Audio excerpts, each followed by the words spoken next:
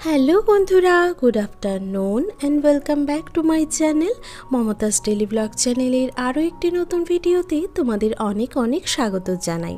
দূরে কাছে যে যেখান থেকে আজকের আমার ব্লগটি দেখছো, আশা করছি তোমরা সকলেই বেশ ভালো আর সুস্থ রয়েছো।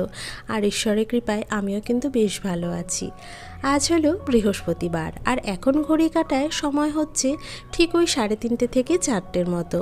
তো আজকের ব্লগটা বিকেল থেকেই তোমাদেরকে সাথে করে নিয়ে শুরু করলাম। আশা করছি প্রতিদিনের মতো আজকে ব্লগটিও তোমাদের ভালো লাগবে। চলো তাহলে দেখতে থাকো।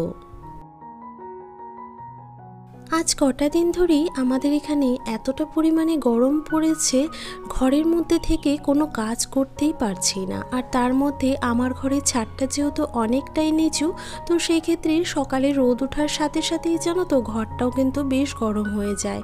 এই যে এখানে বসে অফিসের কাজগুলো করি, ফ্যান চালিয়েই করি, তবুও জানো তো গরমটা কিছুতেই কিন্তু কম হয় না। আর এই অসহ্য গরমে ইচ্ছে করে না গরম গরম রান্নাবাড়ি করে সেগুলো খাই। তো সেই জন্যই আজ জানো তো দুপুরবেলা সকলে মিলে পান্তা ভাতটাই খেয়েছিলাম।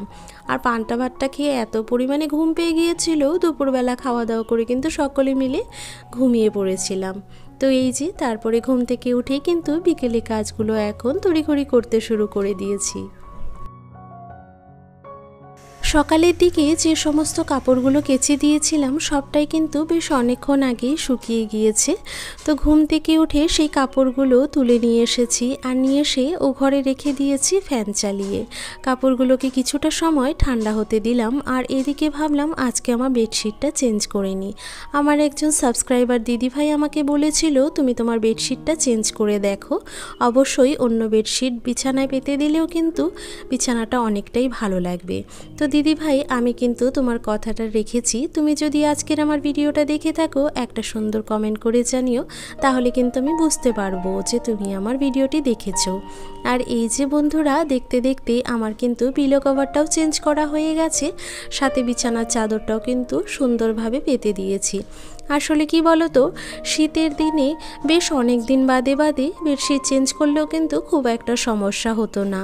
তবে গরমের দিনে কদিন বাদেই যদি আমি বেডশিটটা চেঞ্জ না করি, কেমন যেন নিজেরই খারাপ লাগে। তো সেই জন্য ভাবলাম আজ যেহেতু বিকেলবেলা চেঞ্জ করলাম, এই বেডশিটটা কাল সকালে না হয় কেচে দেব। তার সাথে আরও কিছু কাপড় রয়েছে কেচে দেওয়ার জন্য, তো সবটাই এক জায়গায় করে বাইরে রেখে দিয়েছি।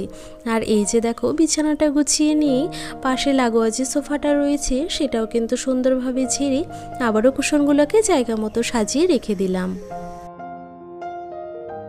আসলে কি বলো তো বন্ধুরা, আমাদের মতো মধ্যবিত্ত ঘরের মেয়েরা চাইলেই কিন্তু যখন তখন ঘর সাজানোর জন্য দামি জিনিসপত্র কিনতে পারে না বা দামি ফার্নিচার আনাতে পারে না। তো সেই ক্ষেত্রে ঘরের জিনিসপত্রগুলোর মধ্যেই যদি একটুখানি অদল বদল করে কিছুটা পরিবর্তন করার চেষ্টা করি, তাহলে দেখবে আমাদের ঘরের লুকটা কিন্তু অনেকটাই পরিবর্তন হয়ে যায়। যেমন একটা ছোট্ট ঘরে একটা বেডশিট কিন্তু অনেকটাই ঘরের লুক চেঞ্জ করতে সাহায্য করে। তো সেই ক্ষেত্রে মাঝে মাঝেই আমি চেষ্টা করি ঘরের যে বেডশিটটা রয়েছে সেটা চেঞ্জ করে অন্য রকমভাবে সেটাকে পেতে দিতে। তো দেখতেই পেলে আজ কিন্তু ঘরের লুকটা অনেকটাই চেঞ্জ হয়েছে। জানি না তোমাদের কেমন লাগলো, আর যদি ভালো লেগে থাকে তাহলে অবশ্যই সেটা কমেন্টে জানিও। আর এই যে ঘর দুটো ছেড়ে নিয়ে বাইরে যে গাছগুলো রয়েছে সেগুলোতে একটুখানি জল দিয়ে দিলাম। আর তার পাশেই দেখতে পেলেই কিছুটা কিন্তু আলু ঢেলে রাখা রয়েছে। আসলে বেশ কয়েকদিন আগে 2 বস্তা আলু কিন্তু কিনে আনা হয়েছিল। যেহেতু বাজারে আলুর দাম বেশ অনেকটাই বেশি ছিল, তো সেই জন্য একসাথে বেশ কিছুটা আলু কিনে আনা হয়েছিল। তো সেটাই ওই বাইরে পলিথিনে পেতে রাখা হয়েছে। আর তারপরে আমি কিন্তু উনুনের ধারে বসে গরুর জন্য একটুখানি খাবার তৈরি করে নিয়েছি। আর এখন তো দেখতেই পাচ্ছ আমি চলে এসেছি এপাশের উঠোনটা ঝেড়ে নিতে। প্রতিদিনের মতো বিকেল হতে না হতেই এই কাজটা কিন্তু আমরা করে থাকি। এটা কিন্তু আমাদের প্রতিদিনের অভ্যাসের মধ্যেই পড়ে যায়। আর এই তো বন্ধুরা ওপাশের উঠোনটা ঝেড়ে নিয়ে এখন চলে এসেছি মন্দিরের পাশটা ঝেড়ে নিতে। আর মন্দিরের পাশটা ঝেড়ে নেওয়ার সাথে সাথে তোমরা তো জানোই যে মন্দিরের সামনে যে রাস্তাটা রয়েছে আমি কিন্তু সেটুকুও ঝেড়ে পরিষ্কার করে দিই।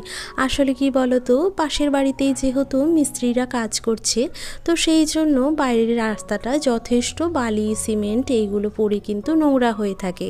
তো সেই ক্ষেত্রে বাড়ির সামনেটা যদি নোংরা হয়ে থাকে সেটা কিন্তু দেখতে একদমই বেমানান লাগে। তাই আমি প্রত্যেক দিনই যখনই এ পাশের উঠোনটা ঝেড়ে নিতে আসি তখন কিন্তু সামনের রাস্তাটুকুও ঝেড়ে নিই। আর এই যে বাইরের কাজ কিছুটা করে নিই, ঘরে চলে এসেছি। ঘরে এসে দেখলাম কতগুলো বোতল ফাঁকা হয়ে রয়েছে, তো সেগুলোতে জল ভরে ফ্রিজে তুলে রেখে দিয়েছি।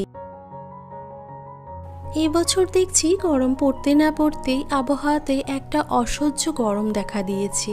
আর এটা ভেবেই সকলে আতঙ্কিত হয়ে রয়েছি যে এখন থেকেই যদি এতটা গরম পড়ে, না জানি আগামী দিনগুলোতে ঠিক কতটা গরম পড়তে চলেছে।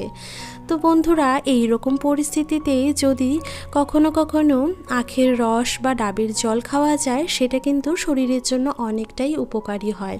তবে আমার যেহেতু একদমই বাইরে বেরোনো হচ্ছে না, তো সেই জন্য এই সমস্ত পানীয়গুলো কিন্তু খেতে পারছি না। তো বাড়িতেই পারছি শুধুমাত্র ওই দইয়ের লস্যিটা বানিয়ে খেতে, তো সেটাও কিন্তু শরীরের জন্য অনেকটাই উপকারী হয়ে থাকে। তোমরাও কিন্তু পারলে বাড়িতে টক দই পেতে লস্যি বানিয়ে খেতে পারো। আর এই তো বন্ধুরা, তোমাদের সাথে গল্প করতে করতে বাইরে থেকে তুলে আনা সমস্ত জামা কাপড়গুলোই কিন্তু পাট পাট করে সুন্দর করে গুছিয়ে নিয়েছি। আর আমি কিন্তু রোদের থেকে কাপড়গুলো তুলে এনে কখনোই সাথে সাথে গোছাই না, এতে করে কিন্তু কাপড়গুলো খারাপ হয়ে যায়। সেই কারণে রোদের থেকে কাপড় তুলে এনে কিছুটা সময় হাওয়াতে ঠান্ডা হতে দিই, আর তারপরেই কিন্তু সময় পেয়ে সেই কাপড়গুলোকে আলনাতে সুন্দরভাবে সাজিয়ে গুছিয়ে রাখি। তো দেখতেই পাচ্ছ সমস্ত কাপড়ই কিন্তু আমার গোছানো হয়ে গেছে। চলো তবে এই কাপড়গুলোকে নিয়ে গিয়ে আলনাতে আবারও সুন্দর করে প্রতিদিনের মতো গুছিয়ে রেখে দিই। প্রত্যেক দিন জামা কাপড়গুলো গোছানোর পরে যখন আলনাতে এইভাবে সাজাতে আসি তখন দেখি আলনাটা কিন্তু একটু আধটু হলেও এলোমেলো হয়ে থাকে। আসলে কি বলতো, এখানে যেহেতু প্রতিদিনের ব্যবহারের কাপড়গুলো রেখে থাকি, তো সেই জন্যই একটা কাপড় টানতে গিয়ে অনেক সময় অন্য কাপড়গুলোও কিন্তু বেরিয়ে আসে, তো সেই ক্ষেত্রে একটুখানি এলোমেলো হয়ে যায়। আর সেই কারণেই প্রত্যেক দিন সকালবেলা আর বিকেলবেলা চেষ্টা করি সময় নিয়ে একটুখানি আলনাটা গুছিয়ে রাখতে। তো দেখো বন্ধুরা, দেখতে দেখতে কিন্তু আমার আলনাটাও সাজানো হয়ে গেছে। আর তারপরে চলে এসেছি আমার ঘরে। এসে এই যে জানলাটা আগে আটকে দিলাম। আসলে বিকেল থাকতে থাকতেই যদি জানলাটা না আটকানো যায় না বন্ধুরা, তাহলে সন্ধেবেলায় মশার অত্যাচারে ঘরে কিন্তু একদমই বসা যায় না। একে তো অসহ্য গরম, তার মধ্যে যদি মশার উৎপাত সহ্য করতে হয় তাহলে কিভাবে থাকবো বলো তো। তো সেই জন্যই কিন্তু সন্ধ্যের আগে সবসময় চেষ্টা করি ঘরের জানলাগুলোকে আটকে দিতে। আর এই তো বন্ধুরা, ঘরের জানলাগুলো আটকে দিয়ে এখন টুকটাক করে এই ঘরের যে ডাস্টিংয়ের কাজগুলো পড়ে রয়েছে সেইগুলোই কিন্তু এখন করতে শুরু করে দিয়েছি। আর প্রত্যেক দিন সেই রকম ঘড়ি ধরে সকালবেলা যেহেতু ডাস্টিংয়ের কাজটা করা সম্ভব হয় না, তো সেই ক্ষেত্রে বিকেলে বা সন্ধ্যার পরে কিন্তু এইরকমভাবে একটুখানি সময় বের করে ডাস্টিংয়ের কাজগুলো করে থাকি। আসলে কি বলতো, আমাদের মতো গৃহবধূদের কিন্তু নিজেদের সুবিধা মতো সময় বের করে সংসারের কাজগুলো সেরে নিতে হয়। তো সেই ক্ষেত্রে ভাবলাম এখন যেহেতু বাইরে আর ঘরের মোটামুটি সমস্ত কাজই আমার করা হয়ে গেছে, তাহলে এইটুকু সময় না হয় ডাস্টিংয়ের কাজে লাগিয়ে দিই। তো ওদিকে আমার অফিসের কাজগুলো চলছে, মাঝে মাঝে এই কাজের ফাঁকে কিন্তু অফিসের কাজগুলো আমি দেখে নিচ্ছি। তো প্রথমেই ড্রেসিং টেবিলের আয়নাটা ভালো করে পরিষ্কার করে নিয়েছি। তারপরে সামনের দিকটাতে যা যা জিনিসপত্র ছিল সেগুলো কিন্তু একটুখানি মুছে আবারও জায়গা মতো রেখে দিয়েছি। সাথে এই যে ড্রেসিং টেবিলের এই পাশটা রয়েছে, এখানে যে জিনিসপত্রগুলো আমি রেখে থাকি সাধারণত প্রত্যেক দিনের ব্যবহারের ক্রিম, তো সেইগুলো কিন্তু আবারও সুন্দরভাবে মুছে নিয়ে জায়গা মতো গুছিয়ে রেখে দিচ্ছি।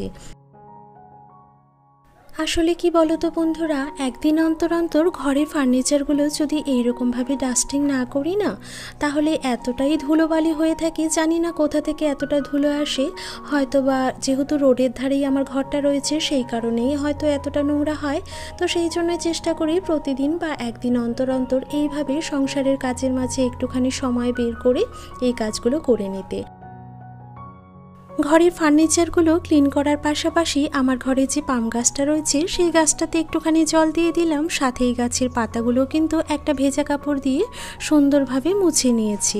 এতে করে গাছের পাতাগুলো কিন্তু বেশ অনেক দিন সতেজ থাকে আর সেটা দেখতেও ভালো লাগে। তার পাশাপাশি এই সমস্ত গাছগুলো কিন্তু ঘরে যথেষ্ট পরিমাণে অক্সিজেন প্রোভাইড করে। ঘরে ডাস্টিংয়ের কাজ কমপ্লিট হয়ে যাওয়ার পরে পুরো ঘরের লুকটা একবার তোমাদের সাথে শেয়ার করলাম। একটা ভাঙা ঘরকে সুন্দরভাবে গুছিয়ে পরিপাটি করে সেটাকে স্বর্গ করে তুলতে একটা মেয়ে কিন্তু যথেষ্ট। আর এর জন্য বেশি কিছু কিন্তু উপকরণের প্রয়োজন হয় না, প্রয়োজন শুধুমাত্র একটু ধৈর্য, পরিশ্রম, ভালোবাসা আর একটুখানি সময়। এই কয়টা উপকরণ দিয়েই কিন্তু আমরা আমাদের সংসারটাকে সুন্দরভাবে গুছিয়ে নিতে পারি।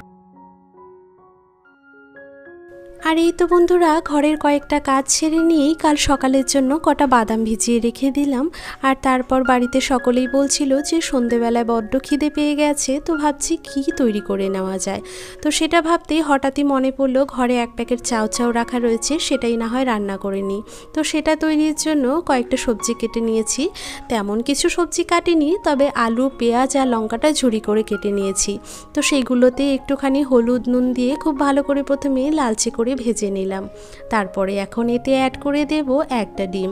মাঝে মাঝে আমি দুটো ডিম দিয়েও কিন্তু চাউচাউটা করে রাখি, তবে আজকে যেহেতু এক প্যাকেট চাউচাউ রান্না করছি তো সেই জন্য একটা ডিমই আমি এখানে ব্যবহার করলাম। আর ডিম ছাড়া চাউচাউ রান্না এটা কিন্তু একদমই ভাবা যায় না। তো দেখো ওদিকে ডিমটা ভেজে নিয়ে তার মধ্যে কিন্তু এখন সিদ্ধ করে রাখা চাউচাউটাও দিয়ে দিলাম।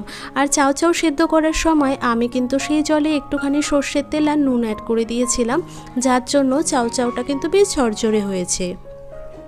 তো দেখো কিছুটা সময় চাউচাউটা আমি ভেজে নিলাম আর তারপরে এতে কিন্তু এক এক করে মশলাগুলো অ্যাড করে দিয়েছি। জিরে গুঁড়ো, লঙ্কা গুঁড়ো, তার সাথে গরম মশলা গুঁড়ো আর সাথে অ্যাড করেছি ম্যাগি মশলা।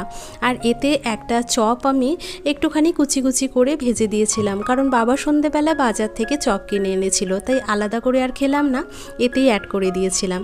তো দেখো বন্ধুরা, দেখতে দেখতে আমার চাউচাউটাও কিন্তু রান্না হয়ে গেছে। তো সকলে মিলে এটা দিয়ে সন্ধ্যের টিফিনটা করে নিয়েছি। তো আজকের মতো এখানেই বিদায় নিচ্ছি, দেখা হচ্ছে কাল একটা নতুন ভিডিওর সাথে।